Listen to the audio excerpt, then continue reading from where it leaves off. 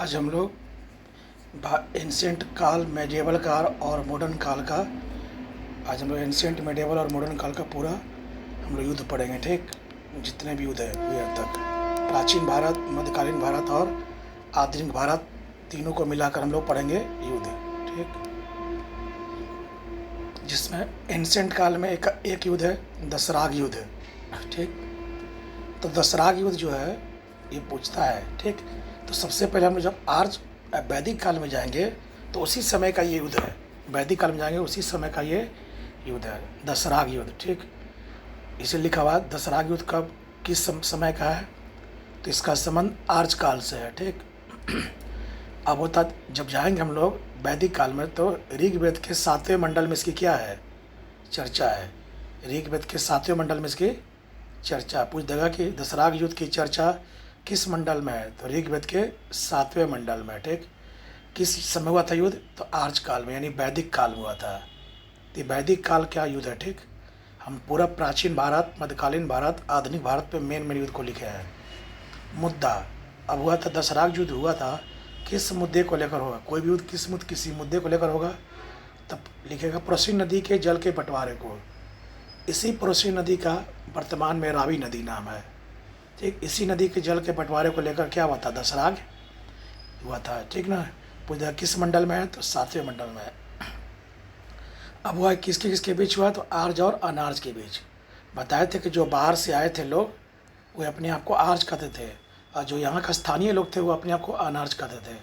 ठीक, तो इसी आर्यों का नेतृत्व किया था वशिष्ठ ने, जिनके पुरोहित थे वशिष्ठ, जो पुरोहित थे। ठीक ना, इनका नेतृत्व करता कौन था, भरत, और इनके पुरोहित कौन थे, वशिष्ठ। पूछा है। चलो, अनार्य की तरफ से, अनार्यों की तरफ से नेतृत्व कौन कर रहा था, सम्वरण, और उनका पुरोहित कौन था, विश्वामित्र। पुरोहित मतलब जो उनको पूरा युद्ध में कैसे लड़ाई लड़ा जाए इसके बारे में बताया। ठीक, लेकिन अंत में क्या हुआ, परिणाम आएगा, युद्ध है तो परिणाम आएगा। तो वशिष्ठ की क्या भी जीत हुई और भारत में भारत वंश की स्थापना हुई। इसी के बाद भारत में भारत पड़ा जन्म। ठीक, तो दशराग युद्ध का पूछ देगा चर्चा किस मंडल में है, तो ऋग्वेद के 7वें मंडल में है। पूछेगा किस नदी पर हुआ था लड़ाई, तो बोलना प्रोसी नदी पर हुआ था। किसके बंटवारे को लेकर, इसी नदी के जल के। तो पूछ देगा आर्यों की तरफ से वशिष्ठ, पुरोहित कौन थे, तो वशिष्ठ थे, और अनाज की तरफ से कौन थे, विश्वामित्र थे। किनकी इसमें जीत हुई थी, तो भारत की जीत हुई और वशिष्ठ की जीत हुई। ठीक, वशिष्ठ जो पुरोहित थे जिनका काम था युद्ध का संचालन करना। ठीक, अब होता है दूसरा युद्ध है हाइड्रोस्पीज युद्ध। तो ये तुमको वैदिक काल में, वैदिक काल के बाद है और मौर्य काल के पहले का युद्ध है। ठीक, सबको पता होगा भारत पर जब अटैक हुआ है उस समय का युद्ध है। तो सबको पता है कि झेलम नदी किनारे भारत में प्रतापी शासक हुआ करता था पोरस। ठीक, कौन हुआ करता था, पोरस हुआ करता था जो झेलम नदी किनारे था। ठीक, तो यूनान से सिकंदर जब अटैक करते हुए आगे बढ़ रहा था तो उसका पोरस से सामना हुआ। जब पश्चिम उत्तर प्रांत में पहुंचा भारत में तो उसका पोरस से सामना हुआ और इन दोनों के बीच क्या हुआ, हाइड्रोस्पीज युद्ध हुआ। 326 BC में हाइड्रोस्पीज युद्ध हुआ। ठीक, किस नदी किनारे हुआ था, तो झेलम नदी के किनारे। ठीक, सबको पता है कि इसमें छल से मारा गया था किसको, पोरस को, और इसी युद्ध में परिणाम क्या हुआ कि सिकंदर जीत गया और पश्चिम यूनानियों की क्या हो गई, स्थापना हो गई। तो हाइड्रोस्पीज का महत्व क्या है कि पोरस इसमें किस चीज़ के बीच हुआ था, सिकंदर और पोरस के बीच। कब हुआ था, 326 BC में। किस नदी किनारे, तो झेलम नदी के किनारे। इसका परिणाम क्या हुआ, सिकंदर जीता और पश्चिमोत्तर प्रांत में यूनानी साम्राज्य की क्या हो गई, स्थापना हो गई।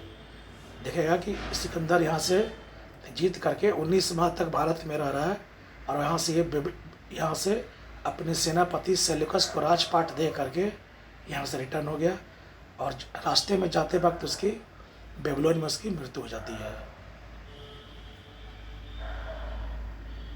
नेक्स्ट, तीसरा अब होता है ये मौर्य वंश का युद्ध है। ये कौन वंश का है, मौर्य वंश का है।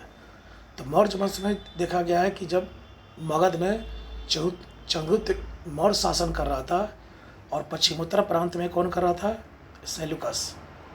तो चंद्रगुप्त मौर्य ने क्या किया, 305 BC में सेल्यूकस पर अटैक कर दिया तो सेल्यूकस किसकी सेना, चंद्रगुप्त मौर्य की सेना से हार गई। तो पूछ देगा सेल्यूकस और चंद्रगुप्त मौर्य के बीच युद्ध कब हुआ था? 305 बीसी में। सेल्यूकस इसमें क्या हो गया? हार गया और संधि किया किससे? चंद्रगुप्त मौर्य से। ठीक, चंद्रगुप्त मौर्य ने से जब संधि किया तो सेल्यूकस ने क्या किया? देखो, सीएम के साथ हेलेना का विवाह किया। सीएम मतलब चंद्रगुप्त मौर्य के साथ हेलेना का क्या किया? विवाह किया। इसको प्रथम अंतर्राष्ट्रीय विवाह बोला गया। ठीक, तो भारत में प्रथम अंतर्राष्ट्रीय विवाह कब हुआ था? तो बोलना 305 बीसी में। किसने किया था? चंद्रगुप्त मौर्य ने किया था। और सेल्यूकस ने चंद्रगुप्त मौर्य को पूरा पश्चिमोत्तर प्रांत दे दिया, तो इसलिए इसका साम्राज्य विस्तार क्या हो गया? मगध से बढ़कर पूरा पश्चिमोत्तर प्रांत तक आ गया। पहले चंद्रगुप्त मौर्य का साम्राज्य कहाँ तक था? मगध था। जब सेल्यूकस कराया तो इसका प्रांत कहाँ तक पहुँच गया? पश्चिमोत्तर प्रांत। देखो क्या क्या मिला है, हिंदुकुश पर्वत मिला, कंधार मिला, हेरात मिला, बलूचिस्तान मिल गया। कौन दिया? तो सेल्यूकस दिया। किसको दिया? चंद्रगुप्त मौर्य को दिया। और एक और काम किया कि सीएम के दरबार में मेगास्थनीज को भेजा था, जो विदेशी यात्री था। तो पहला विदेशी यात्री कौन बना? मेगास्थनीज बना। कहाँ का था? तो यूनान का था। ठीक, तो पूछ देगा कि भारत में पहला विदेशी यात्री कौन बना? मेगास्थनीज। कहाँ का था? ये यूनानी था। इसी ने भारत में आया तो इंडिका नामक क्या लिखी है? पुस्तक लिखा है। ठीक, अब आता है कलिंग विजय। ठीक, तो ये हो गया हमारा दूसरा। तीसरा युद्ध है कलिंग विजय, ये भी मौर्य काल से है। ठीक, तो मौर्य काल से भी है। तो ये कब हुआ था? तो अशोक 269 ईस्वी में 269 बीसी में राजगद्दी संभाला था। ठीक, मौर्य वंश का।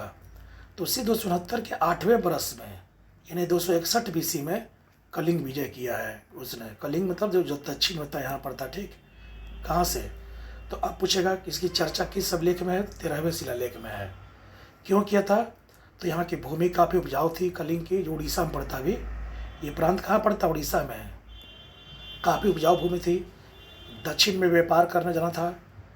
ठीक ना, और दक्षिण में अपनी स्थिति भी मजबूत करनी थी। तो इसको डर था अशोक को कि कहीं दक्षिण जाएंगे तो कलिंग हम पर क्या कर देगा? कलिंग का राजा हम पर अटैक कर देगा। तो इसीलिए कहा कि इसको जीत करके सुरक्षित हो जाओ कि हम दक्षिण जाएंगे तो कोई यहाँ से कोई प्रांत हम पर अटैक नहीं करेगा। तो भूराष्ट्र में क्या, यहाँ की भूमि काफ़ी उपजाऊ थी, इसलिए इस रास्ते से दक्षिण में व्यापार करना था इसलिए। और भय था कि कहीं हम दक्षिण जाएंगे तो कहीं हम पर अटैक ना कर दे।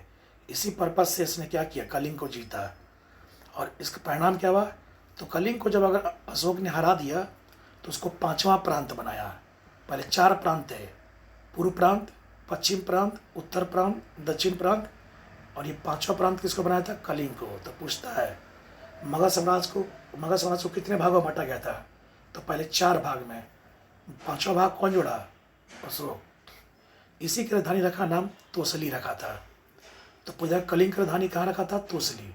यानी 5वां प्रांत की राजधानी कहाँ रखा था? वो तोसली। इस युद्ध में देखा गया कि अशोक काफ़ी हत्या किया। हत्या करने के बाद क्या हुआ? हत्या करने के बाद लोग का दिल पिसज गया कि बहुत लोग हत्या हो गया। तो कहा कि अब हम ब्राह्मण धर्म नहीं अपनाएंगे, अब ऐसे धर्म अपनाएंगे जिसमें हिंसा की कोई बात ना हो। तो उसने क्या किया? बौद्ध धर्म अपना लिया। और अब कहा कि अब हम किसी भी प्रांत को युद्ध की बजाय धर्म घोष से जीतेंगे। यानी भेरी घोष मतलब क्या होता है? युद्ध की बजाय धर्म घोष में अपने विचारों से लोग को अपनी ओर मिलाएंगे। तो पहली बार उसने क्या परिवर्तन देखा गया है इस युद्ध के बाद? तो बौद्ध धर्म को अपनाया। भेरी घोष की जगह पर किसको अपनाया? धर्म घोष को अपनाया। कलिंग को 5वां प्रांत बनाया और उसकी राजधानी कहाँ बनाया? तोसली। तो किसने कलिंग को 5वां प्रांत बनाया था? अशोक ने। इस युद्ध के बाद उसने क्या किया? नीति में क्या बदलाव लाया? तो भेरी घोष की जगह पर धर्म घोष। भेरी घोष का मतलब क्या हुआ कि अब हम किसी भी प्रांत को युद्ध की बजाय प्यार से जीतेंगे, यानी अपने प्रवचन से जीतेंगे, अपने उपदेश जीतेंगे। इसलिए उसने क्या लाया था? धर्म घोष। अपना विचार उसके पढ़ोगे आगे तो इसमें उसका अपना विचार है। और इसी युद्ध के बाद उसने अहिंसात्मक नीति को बल दिया और बौद्ध धर्म को अपना लिया। नेक्स्ट, त्रिपक्षीय संघर्ष। मध्यकालीन भारत जाओगे तो शुरुआत होता त्रिपक्षीय संघर्ष से। त्रिपक्षीय का नाम क्यों पड़ा? कि 3 लोगों के बीच हुआ था, प्रतिहार, राष्ट्रकूट और पाल वंश के बीच। किस जगह को लेकर? तो कन्नौज को लेकर के, जो आज यूपी में पड़ता है। कहा था कि हर्षवर्धन जब यहाँ प्रशासन कर रहा था तो कन्नौज को राजनीतिक, आर्थिक, सामाजिक रूप से काफ़ी सुव्यवस्थित कर दिया और लगा और तो यहाँ के प्रांतों को लगा कि क्यों न कन्नौज पर अपना क्या करके आधिपत्य जमा कर कन्नौज को अपने अधीन कर लिया जाए। इसी उपलक्ष्य में प्रतिहार की तरफ से वत्स राज ने सबसे पहले कन्नौज पर अटैक किया। तो पूछता है कन्नौज पर सबसे पहले अटैक कौन किया था? वत्स राज ने किया। किसने किया? वत्स राज ने किया। ठीक, क्या तब जाकर के पाल भी इसमें हस्तक्षेप करने लगा कि हम भी कन्नौज पर क्या करेंगे, अपना हमला करेंगे। जब दोनों के बीच संघर्ष हो रहा था, पाल और प्रतिहार के बीच, तो दक्षिण से राष्ट्रकूट गया। तो पूछता है त्रिपक्षीय संघर्ष में सबसे बाद भाग कौन लिया? तो राष्ट्रकूट ने। सबसे पहले कौन भाग लिया? वत्स राज ने। तो दक्षिण की तरफ से जाने वाला पहला राजा कौन था? ध्रुव। अब होता कि किस जगह के लिए हुआ था? कन्नौज के लिए।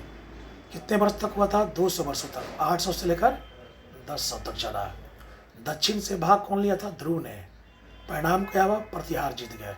इन कन्नौज की बीच शुरुआत कौन की थी? प्रतिहारों ने। ठीक है ना। लास्ट में कौन जग गया? राष्ट्रकूट इसमें इन्वॉल्व हुआ, ध्रुव हुआ। उसका जीता कौन? तो प्रतिहार जीते। ठीक। त्रिपक्षीय संघर्ष किस जगह के लिए हुआ? तो कन्नौज के लिए हुआ है। कितने वर्षों तक हुआ? 200 वर्षों तक हुआ। दक्षिण से जाने वाला राजा इसमें कौन था? ध्रुव था। परिणाम कौन हुआ? प्रतिहार जीत गया। दूसरा है तराइन युद्ध। कौन युद्ध? तराइन युद्ध है। नाम सुना होगा तराइन का। प्रथम युद्ध, दूसरा युद्ध, तीसरा युद्ध। तो तराइन जो पड़ता है हमारा हरियाणा की तरफ पड़ता, ठीक ना, उसी तराइन की बात कर रहा हूँ मैं। पहला तराइन युद्ध कब हुआ था? किसके बीच? गौरी और पृथ्वीराज तृतीय के बीच। गौरी और पृथ्वीराज तृतीय के बीच तराइन युद्ध हुआ था। ठीक। कब हुआ था? 1191 में। इस युद्ध में क्या हुआ? पृथ्वीराज तृतीय जीत गया। किसके कारण से? तो गढ़वाल वंश का राजा था जयचंद। कौन वंश का राजा था? यहाँ पर गढ़वाल वंश है, यही का राजा था। कौन था? जयचंद था। उसी के सपोर्ट से क्या हुआ? तराइन का प्रथम युद्ध जीत लिया गया। लेकिन दूसरा युद्ध में इसकी क्या हो गई है? हार हो गई है। 1192 में फिर तराइन का कौन युद्ध हुआ? दूसरा युद्ध हुआ। ये भी किसके बीच हुआ था? तो गौरी और पृथ्वीराज तृतीय के बीच हुआ था। इसमें परिणाम क्या हो कि जयचंद की गद्दारी के पृथ्वीराज चौहान की क्या हो गई? हार हो गई।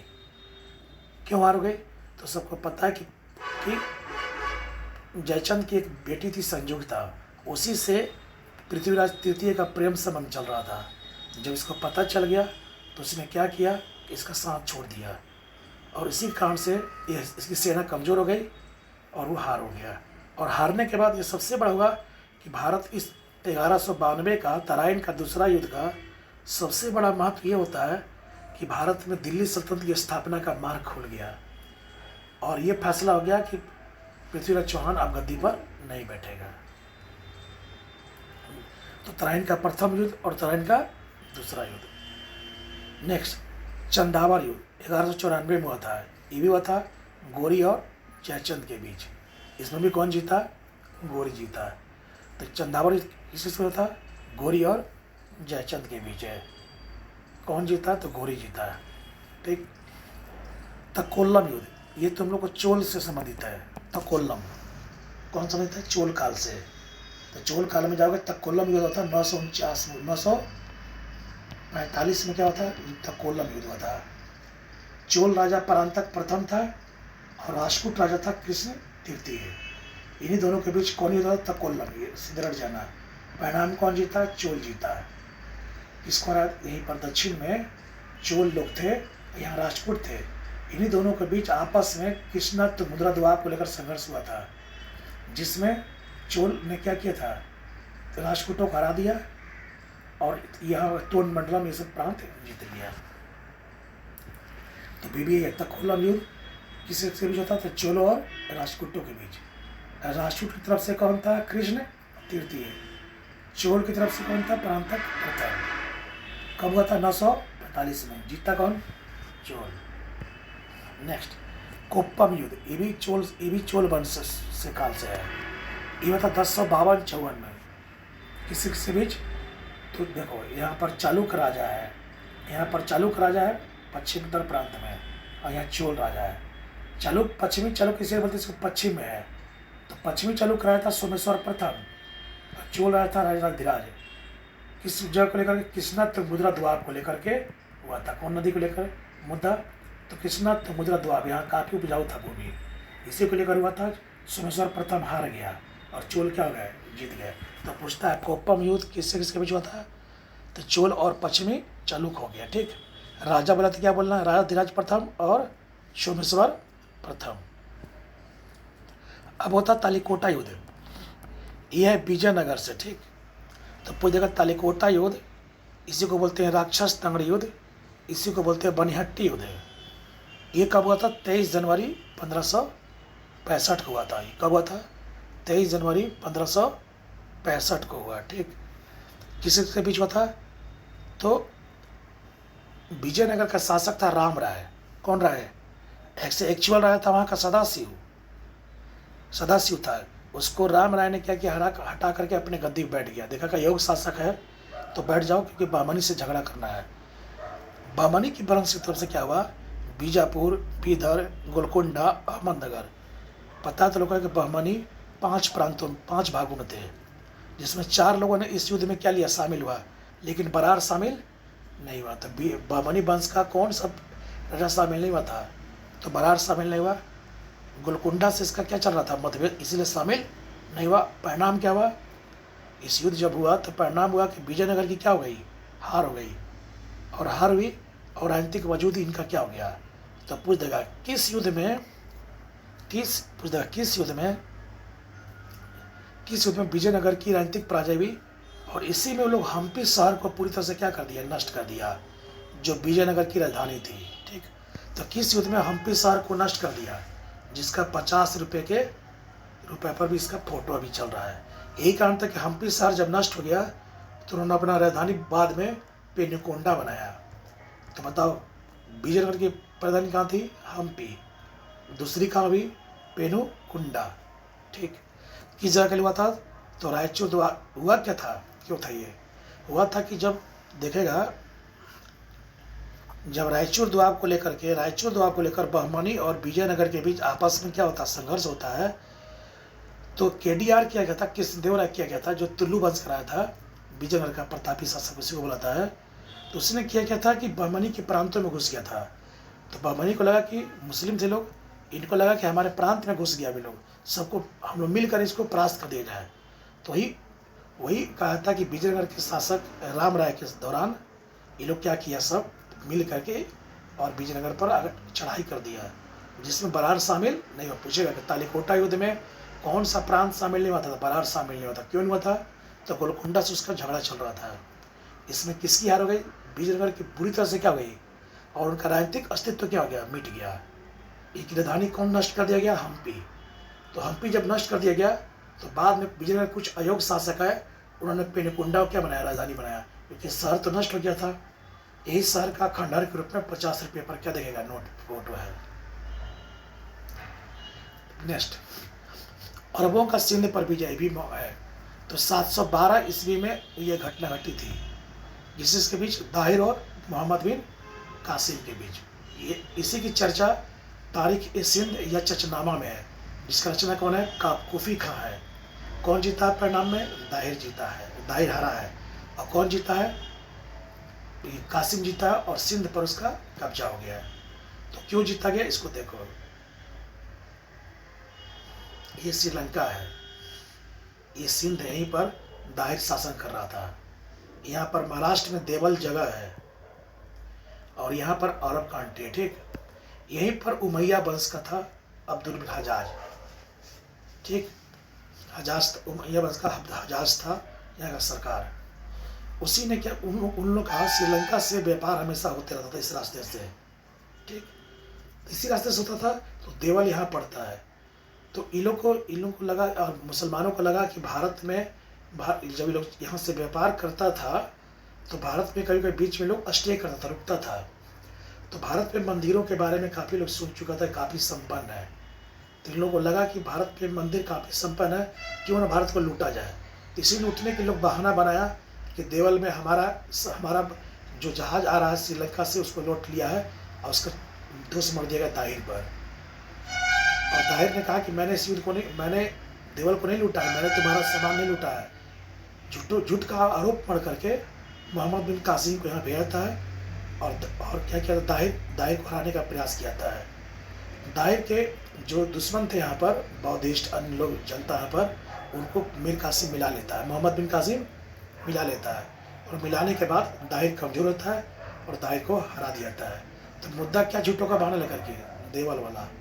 दाहिर हार गया और सिंध पर इसकी सत्ता आ गई, मोहम्मद बिन कासिम की सत्ता आ गई। तो अरबों का सिंध पर विजय कब हुआ था? 712 में। यहाँ का शासन कौन था? दाहिर। किस जगह को लेकर के? देवल में जहाज को लूटने का मुद्दा को लेकर। इसकी चर्चा किस पुस्तक में? तारीख़ सिंध है या चचनामा में कॉफी का की। ठीक। अब बता पानीपत। पानीपत में जो हरियाणा पड़ता है, तो पानीपत में 3 युद्ध थे। पहला युद्ध है, देखो कितने थे? 3। पहला हुआ था 21 अप्रैल 1526 को, बाबर और इब्राहिम लोदी के बीच हुआ था। किसके बीच हुआ था? तो बाबर और इब्राहिम लोदी के बीच। कहा था कि युद्ध स्थल में ही कौन मारा गया था? इब्राहिम लोदी। इसी में तोप का पहली बार प्रयोग किया था बाबर ने, तो लुगनुमा पत्ती का प्रयोग किया था। परिणाम क्या हुआ?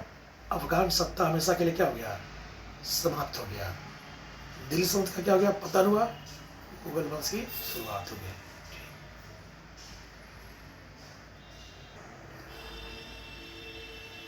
ठीक। तो पानीपत का प्रथम युद्ध किससे बीच हुआ था? डेट पूछता है, 21 अप्रैल 1526 को बाबर और इब्राहिम लोदी के बीच हुआ था। ठीक। अब इसी में तोप का प्रयोग किया था कौन?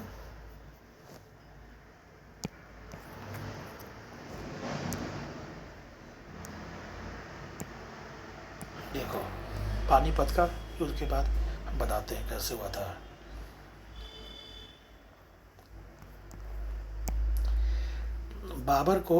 बाबर जब काबुल में अपना शासन कर रहा था, तो यहाँ से पानीपत के प्रथम युद्ध में, ठीक ना, राणा सांगा ने, ठीक ना, दिलावर खान ने, महावत खान ने, सब ने इसको न्योता दिया था कि आइए। और दिल्ली गद्दी पर इब्राहिम लोदी उस समय शासन कर रहा था, जो लोदी वंश का था। ठीक। इसको हराने की बात चली कि इब्राहिम लोदी का शासन व्यवस्था ठीक नहीं, इसको आया, इसको मारा जाए।